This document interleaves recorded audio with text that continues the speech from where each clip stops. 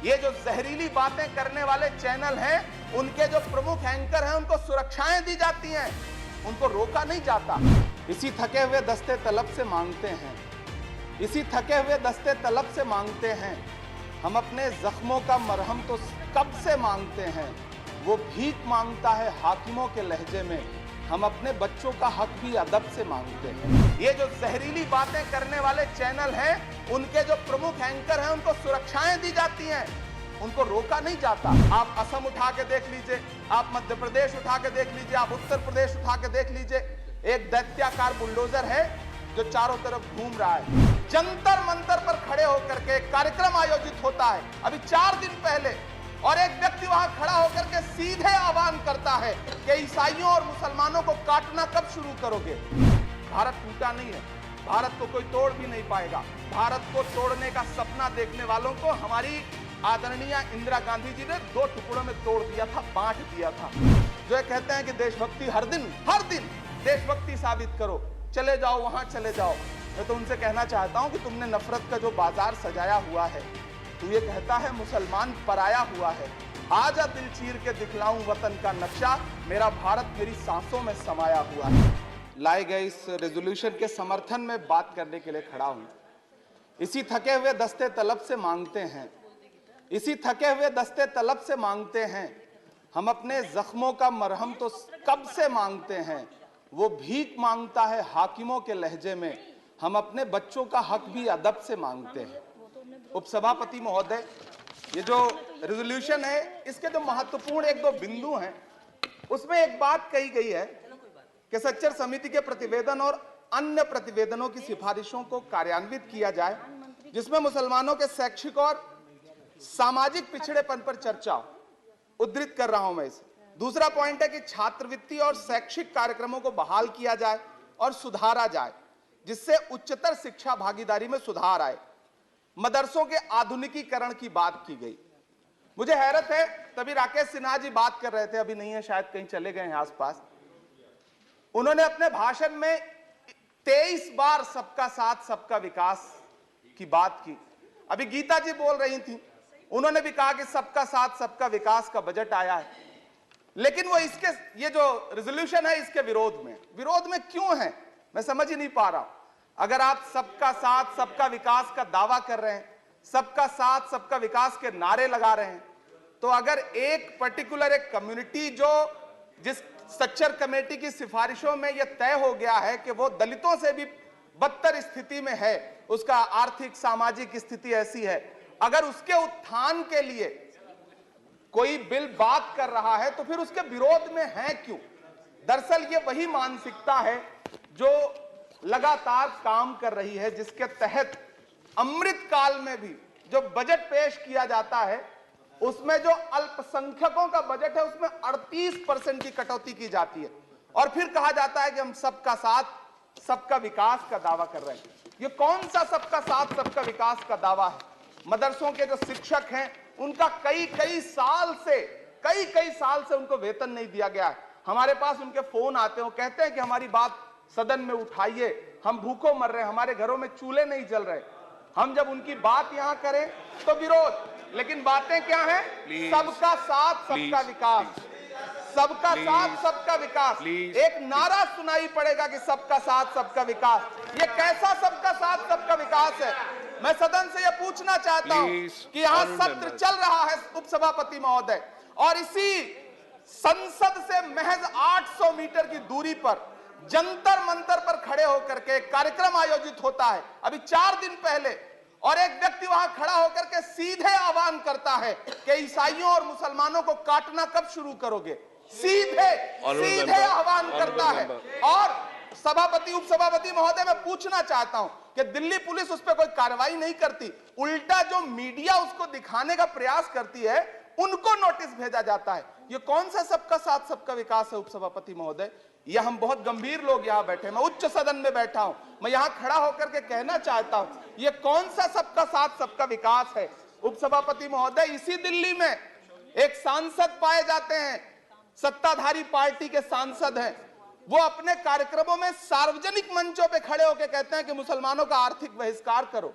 आप कह रहे हैं सबका साथ सबका विकास, कैसे होगा सबका साथ सबका विकास जब सत्ताधारी पार्टी के सांसद आर्थिक बहिष्कार की अपील करेंगे और उनके खिलाफ एक मामला तक दर्ज नहीं होता। प्रधानमंत्री जी अपने भाषणों में सबका साथ सबका विकास की बात करते हैं, लेकिन अफसोस है कि जब राजनीतिक तौर पर विकास करने की बात आती है तो लोकसभा में एक भी टिकट यह सत्ताधारी दल किसी मुसलमान को नहीं देता, राज्यसभा में एक भी टिकट किसी मुसलमान को नहीं देता, विधानसभा में जो बड़े बड़े प्रदेश हैं उसमें एक भी टिकट मुसलमान को नहीं देता। और वो तीन जो नाम के लोग थे, मुख्तार अब्बास नकवी साहब, एमजे अकबर साहब, सैयद जफर इस्लाम, उनको भी किनारे लगा दिया जाता है। ये कौन सा सबका साथ सबका विकास है? काहे का सबका साथ सबका विकास? ये नारा, ये दावा खोखला है। मैंने प्रधानमंत्री जी के भाषण सुने हैं। जब 3 तलाक पर बिल आ रहा था उपसभापति महोदय, तो प्रधानमंत्री जी कहते थे कि मैं अपने मुस्लिम बहनों को हक दिलाना चाहता हूं, उनके न्याय के लिए लड़ रहा हूं, ये बिल मैं उनके लिए ला रहा हूं। आपने भी सुना होगा वो नारा। मैं तो सभापति महोदय बचपन से जिस विद्यालय का पढ़ा हूं वहां संस्कृत का एक श्लोक सुना करता था कि यत्र नार्यस्त पूज्यन्ते रमन्ते तत्र देवता। मैं इसे सुना करता था उपसभापति महोदय।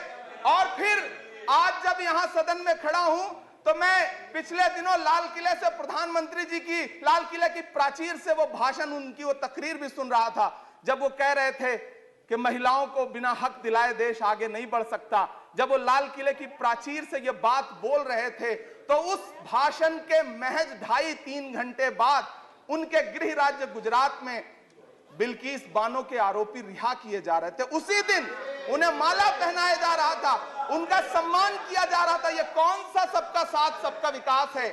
उपसभापति महोदय, मैं तो आपसे कहना चाहता हूं कि जो प्रधानमंत्री जी का इंटरव्यू ले, जो फिल्मी स्टार, जो उनसे पूछे कि आप आम चूस के खाते हैं कि काट के खाते हैं, उसके लिए तो रेड कारपेट बिछा है। जो अभिनेत्रियां उनकी विचारधारा के समर्थन में बात करें, समर्थन से ज्यादा आगे बढ़ के बात करें, उनके लिए जेड सिक्योरिटी है। लेकिन वो शाहरुख खान जो पूरी दुनिया में भारत के तिरंगे का मान बढ़ाता है, जिसे फीफा वर्ल्ड कप में आमंत्रित किया जाता है, उसके लिए सोशल मीडिया पे किस तरह के ट्रेंड चलाए जाते हैं? कौन सा सबका साथ सबका विकास है महोदय? मेरा नाम इमरान है। मैं उस पीड़ा को महसूस करता हूं जिस पीड़ा का जिक्र अभी मनोज झा जी कर रहे थे। मैं उस पीड़ा से गुजरता हूं, इसलिए मैं आपसे यहां खड़ा होकर कहता हूं कि हम हर दिन सुनते हैं, कई सारे मंत्री हैं जो ट्रेवल एजेंसी खोल के बैठे हैं, जो कहते हैं कि देशभक्ति हर दिन देशभक्ति साबित करो, चले जाओ वहां चले जाओ। मैं तो उनसे कहना चाहता हूं कि तुमने नफरत का जो बाजार सजाया हुआ है, तू ये कहता है मुसलमान पराया हुआ है, आजा दिल चीर के दिखलाऊं वतन का नक्शा, मेरा भारत मेरी सांसों में समाया हुआ है। हम उसको किसी को हर दिन उसका सबूत नहीं देते फिरेंगे।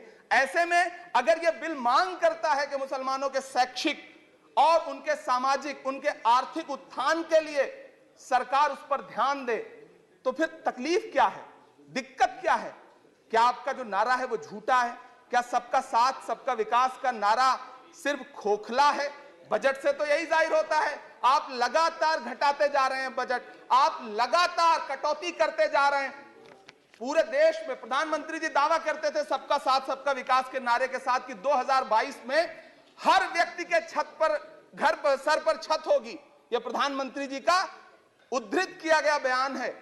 लेकिन मैं तो आपसे यह कहना चाहता हूं, आप असम उठा के देख लीजिए, आप मध्य प्रदेश उठा के देख लीजिए, आप उत्तर प्रदेश उठा के देख लीजिए, एक दैत्याकार बुलडोजर है जो चारों तरफ घूम रहा है, और जिनके सरों पर छत है भी, उन छतों को भी छीन लेना चाहता है। लेकिन क्या प्रधानमंत्री जी इसे देखते नहीं है? क्या भारतीय जनता पार्टी सरकार के जिम्मेदार नेता इसे देखते नहीं है कि वो बुलडोजर सिर्फ लोगों का घर नहीं कुचल रहा है, संविधान को कुचल रहा है, लोकतंत्र को कुचल रहा है। गुवाहाटी हाईकोर्ट की वो का स्टेटमेंट सुनिए आप, पटना के एक जज साहब का स्टेटमेंट सुनिए आप, फिर अदालतों का क्या काम रह जाता है? ऐसे में सबका साथ सबका विकास कैसे माना जाए? उपसभापति महोदय, मैं तो आपसे ये कहना चाहता हूं कि पूरी दुनिया में कहीं भी जब कोई अल्पसंख्यक सफल होता है, किसी उच्च पद पर पहुंचता है, तो हम सारे लोग, हमारे तमाम साथी खुश होते हैं। ऋषि सुनक जब प्रधानमंत्री बनते हैं तो भारत में जश्न मनाया जाता है, मुझे खुशी होती है। आप दुनिया के किसी दूसरे देश में अल्पसंख्यक अगर सफल होता है तो आप खुश होते हैं, मिठाइयां बांटते हैं। लेकिन अपने देश में अल्पसंख्यकों के खिलाफ किस किस तरह के नारे इसी दिल्ली और उसके इर्द गिर्द लगाए जाते हैं, क्या वो हम नहीं सुनते हैं? और अगर सुनते हैं, और अगर पाकिस्तान आपके लिए जिंदाबाद होगा, हमारे लिए हिंदुस्तान जिंदाबाद है, भारत जिंदाबाद है। मैं आपसे ये कहना चाहता हूं, आपसे ज्यादा देशभक्त हूं मैं भारत का इमरान हूं, मैं भारत का इमरान हूं महोदय, मुझे बोलने दें। बाहर भी नहीं बोलने देंगे, यहां भी नहीं बोलने देंगे, ये कौन सी प्रवृत्ति है? उपसभापति महोदय, मैं आपसे ये कहना चाहता हूं, ये जो साझी विरासत, अभी आदरणीय हमारे साथी राकेश सिन्हा जी बात कर रहे थे कि साझी विरासत अल्पसंख्यक बहुसंख्यक में बांटना नहीं है। मैं उनसे कहना चाहता हूं कि आदरणीय जरा सोशल मीडिया पे तो बहुत एक्टिव रहते हैं, रोज चैनलों पर भी बैठते हैं, चैनलों पे होने वाली डिबेट का स्तर देखिए। उसको रोकने के लिए हमारी सरकार रत्ती भर भी कोई कदम उठाना चाहती है? नहीं उठाना चाहती, बढ़ावा देती है। ये जो जहरीली बातें करने वाले चैनल हैं, उनके जो प्रमुख एंकर हैं, उनको सुरक्षाएं दी जाती हैं, उनको रोका नहीं जाता। कौन सा सबका साथ सबका विकास है? ये बिल जिस चीज की बात कर रहा है, अभी राकेश सिन्हा जी कह रहे थे कि प्रधानमंत्री जी ने कहा तिरंगा यात्रा निकालिए।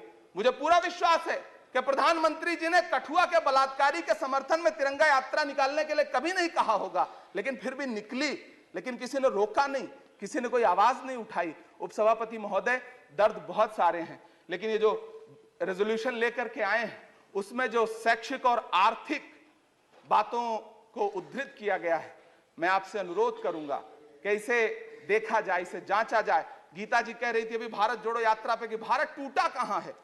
भारत टूटा नहीं है, भारत को कोई तोड़ भी नहीं पाएगा। भारत को तोड़ने का सपना देखने वालों को हमारी आदरणीय इंदिरा गांधी जी ने 2 टुकड़ों में तोड़ दिया था, बांट दिया था। भारत को कोई तोड़ नहीं पाएगा, लेकिन भारत देश में आर्थिक तौर पर, सामाजिक तौर पर जो बंटवारा करने की साजिश मौजूदा सरकार और सरकार के आनुषंगिक संगठन कर रहे हैं, जो आनुषंगिक संगठन कर रहे हैं, उनको रोकने के लिए सरकार क्या कर रही है?